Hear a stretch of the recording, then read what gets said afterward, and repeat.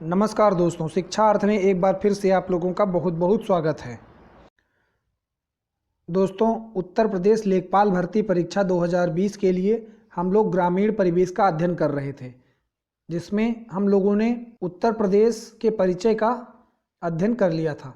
आज हम लोग पंचायती राज का अध्ययन करेंगे। दोस्तों, आज देखते हैं पंचायती राज। तो इसमें हम लोग पंचायती राज में स्थानीय स्वशासन, क्षेत्रीय स्वशासन, ग्राम पंचायत, क्षेत्र पंचायत, जिला पंचायत, किसने त्रिस्तरीय पंचायत की बात कही, किसने दो स्तरीय पंचायत की बात कही, ये सारा कुछ हम आज इस वीडियो में डिस्कस करेंगे। तो आइए स्टार्ट करते हैं।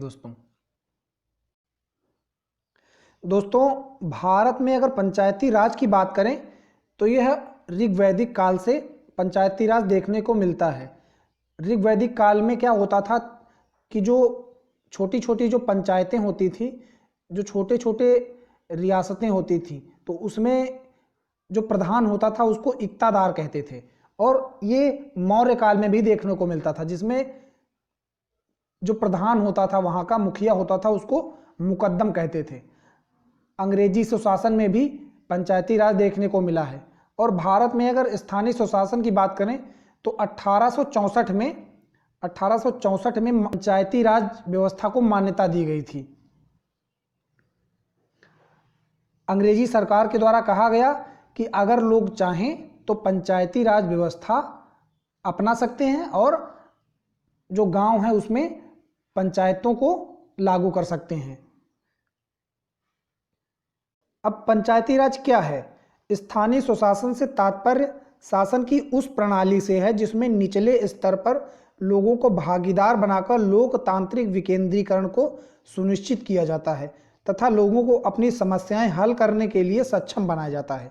निचले स्तर पर जो गांव के स्तर हैं या जो क्षेत्रीय स्तर हैं, उसमें एक प्रधान मुखिया बनाया जाता है और जो कि स्थानीय स्वशासन को देखते हैं। वहाँ के नाली खड़ंजे, गांव की जो देखरेख होती है, गांव में क्या कमियां हैं और हॉस्पिटल अस्पताल से संबंधित इन सब व्यवस्थाओं को देखते हैं, गांव की समस्याएं हल करते हैं और उसे सक्षम बनाते हैं। अभी हमने बताया दोस्तों कि 1864 में क्या हुआ था कि भारत सरकार के एक प्रस्ताव द्वारा स्थानीय स्वशासन को मान्यता दी गई थी। 1870 में लॉर्ड मेयो ने कार्यात्मक शक्तियां प्रदान की थी, पंचायतों को कार्यात्मक और वित्तीय शक्तियां प्रदान की थी।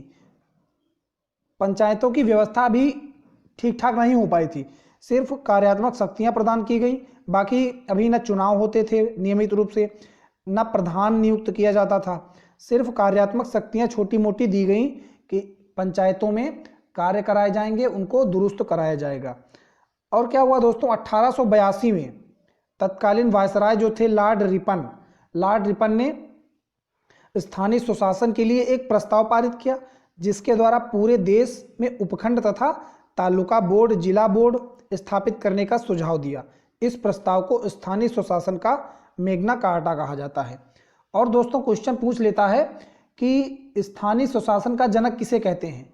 तो स्थानीय स्वशासन का जनक लॉर्ड रिपन को कहा जाता है। स्थानीय स्वशासन का जनक या स्थानीय स्वशासन का मैग्ना कार्टा किसे कहा जाता है? तो वायसराय लॉर्ड रिपन जो थे, इन्होंने पंचायतों से संबंधित बहुत अच्छे काम किए थे, इसलिए इनको स्थानीय स्वशासन का जनक कहा जाता है। 1907 में क्या हुआ कि 1907 में C.H. होबहाउस की अध्यक्षता में राजकीय विकेंद्रीकरण या शाही आयोग का गठन किया गया। शाही आयोग का गठन कब किया गया? तो 1907 में C.H. होबहाउस की अध्यक्षता में। 1935 के अधिनियम द्वारा स्थानीय स्वशासन को पूर्णतया राज्य का विषय बना दिया गया। अब जो ये DPSP directive principle of state policy है, आर्टिकल 40 में पंचायतों के गठन की बात कही गई है। और क्या हुआ कि स्वतंत्रता प्राप्ति के बाद गांधी जी के ग्राम स्वराज की अवधारणा को साकार करने के लिए पंचायती राज व्यवस्था पर विशेष बल दिया गया और इसके लिए केंद्र में पंचायती राज एवं सामुदायिक विकास मंत्रालय की स्थापना की गई तथा SKD को इसका मंत्री बनाया गया। प्रथम पंचायती राज मंत्री अगर पूछे तो SKD को प्रथम पंचायती राज मंत्री बनाया गया था।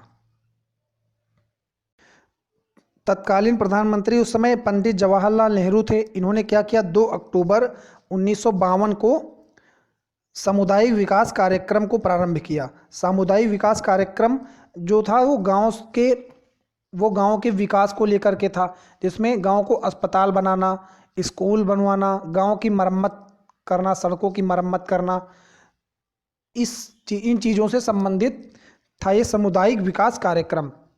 तो ये 2 अक्टूबर 1952 को शुरू किया गया। जो सामुदायिक विकास कार्यक्रम शुरू किया गया था, उसका पहला स्थापित कार्यक्रम था राष्ट्रीय प्रसार सेवा, जो कि 1953 में फोर्ड फाउंडेशन के सहयोग से शुरू किया गया। किस फाउंडेशन से? तो फोर्ड फाउंडेशन के द्वारा यह शुरू किया गया था। इस कार्यक्रम का मुख्य उद्देश्य देश के आर्थिक विकास एवं सामाजिक पुनरुत्थान कार्यक्रमों के प्रति जनता में रुचि पैदा करना तथा उसकी भागीदारी को बढ़ाना था। अब जो ये सामुदायिक विकास कार्यक्रम शुरू किया गया था, इसमें क्या किया गया कि जो बड़े बड़े अधिकारी हैं, इनको नियुक्त किया गया कि आप लोग जाएं, गांव की समस्याएं देखें और जो समस्याएं हों उनको दूर करने का प्रयास करें। तो जो अधिकारी थे, ये सिर्फ अधिकारियों तक ही सीमित रह गया। गांव तक कोई भी जो सरकार की योजना, कोई भी काम गांव तक नहीं पहुंचा। ये सिर्फ अधिकारियों तक सीमित रह गया। इस कारण जो है सामुदायिक विकास कार्यक्रम था, ये असफल हो गया। ये असफल क्यों हुआ?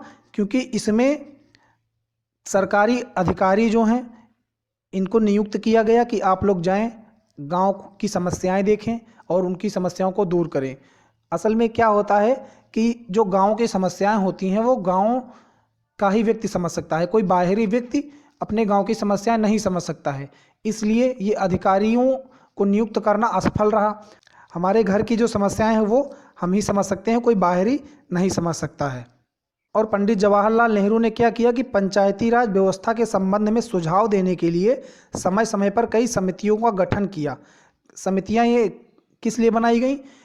क्योंकि जो योजनाएं चलाई जा रही हैं सरकार के द्वारा, ये गांव तक पहुंच रही हैं या नहीं पहुंच रही हैं, बीच में ही ये खपत तो नहीं हो जा रही हैं। जो सरकार जो काम कर रही है, जो पैसे भेज रही है गांव के विकास के लिए, तो वो कार्यक्रम गांव तक पहुंच रहे हैं, विकास हो रहा है या नहीं हो रहा है, इसकी जांच करने के लिए समितियों का गठन किया गया। देखते हैं समितियां कौन कौन सी हैं।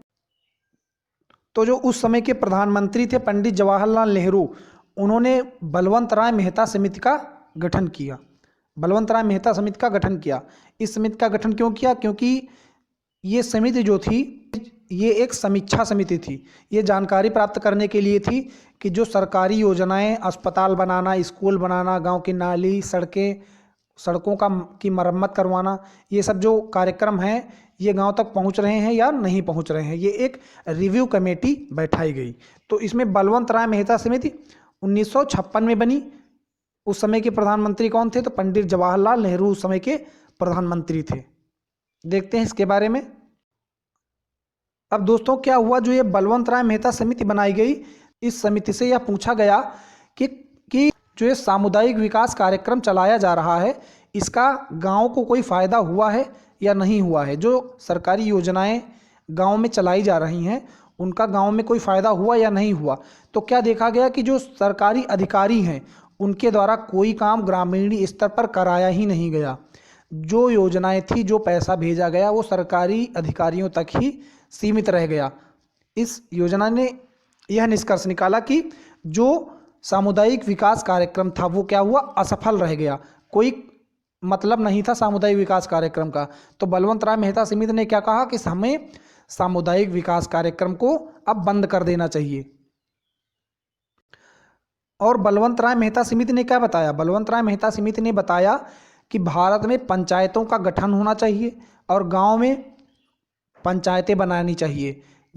और इन्होंने बताया कि त्रिस्तरीय पंचायतें हम लोगों को बनानी चाहिए। गांव के स्तर पर ग्राम पंचायत होनी चाहिए, जिसका मुखिया गांव से ही होना चाहिए, और उसको गांव का जो मुखिया है उसको शक्तियां दी जाएं, विकास कार्यक्रम के लिए फंड दिया जाए, प्रकार के फंड दिए जाएं। कई ग्राम पंचायतों को मिलाकर एक प्रखंड बनाया जाए, जिसको ब्लॉक कहते हैं, और वहाँ का प्रमुख ब्लॉक प्रमुख को बनाया जाए।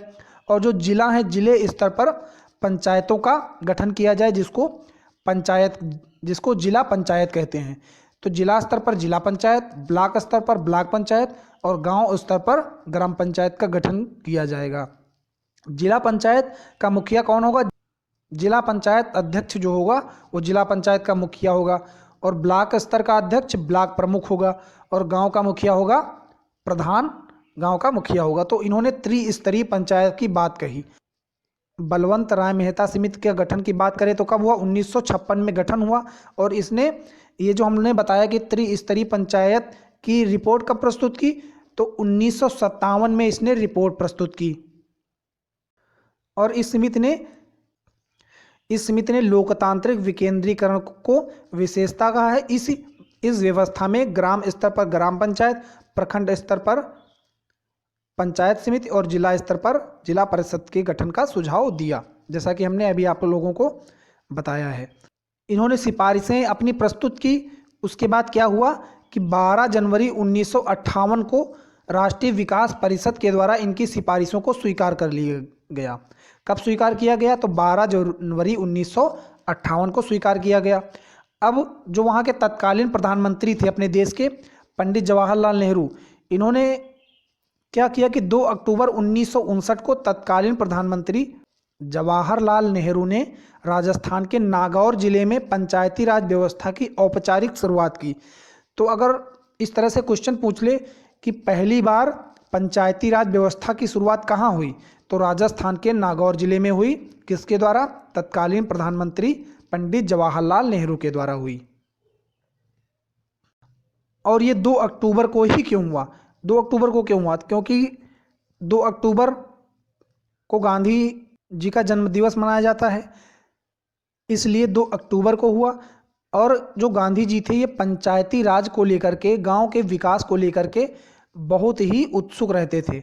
ग्रामीण विकास, इन्होंने, गांधी जी ने क्या कहा कि हमें गाँव का भारत बनाना है, हमें शहरों का नहीं, हमें गाँव का भारत बनाना है। अब राजस्थान देश का पहला राज्य बन गया जहां संपूर्ण राज्य सर्वप्रथम पंचायती राज की स्थापना हो गई राजस्थान में।